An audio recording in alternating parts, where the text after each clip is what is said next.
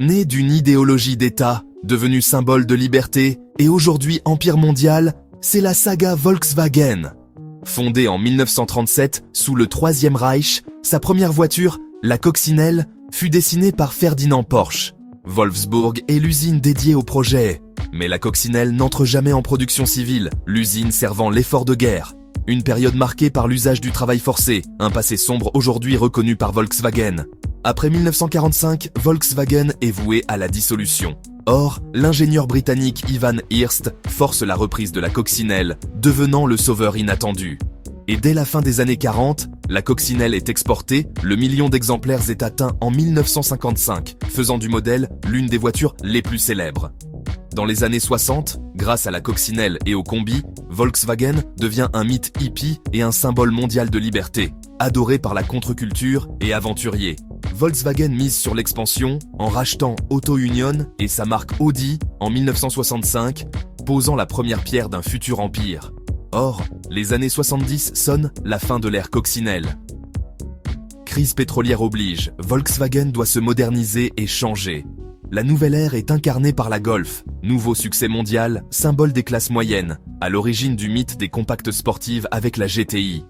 Puis, la marque assoit sa domination grâce à des modèles à succès comme la Polo ou la Passat, devenant des références mondiales.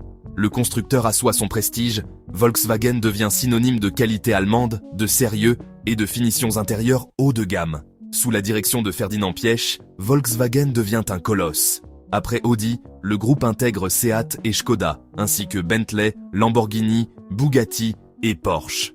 Le succès se poursuit dans les années 2000 avec l'offensive SUV. Volkswagen lance et domine le marché avec Touareg, Tigane, T-Roc, T-Cross et Taygo. Mais en 2015, l'apogée est brisée par le Dieselgate. Ce scandale révèle des logiciels truqueurs sur les moteurs diesel. La réputation est ébranlée, forçant Volkswagen à un virage stratégique. Le Dieselgate force l'action.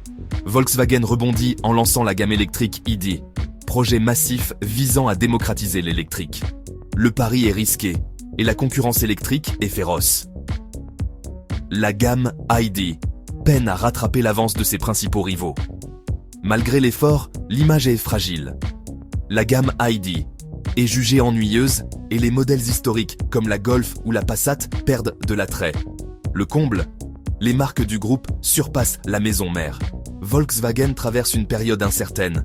Son avenir dépend de sa capacité à réactiver l'esprit d'innovation ayant fait son histoire pour réussir ce virage électrique décisif.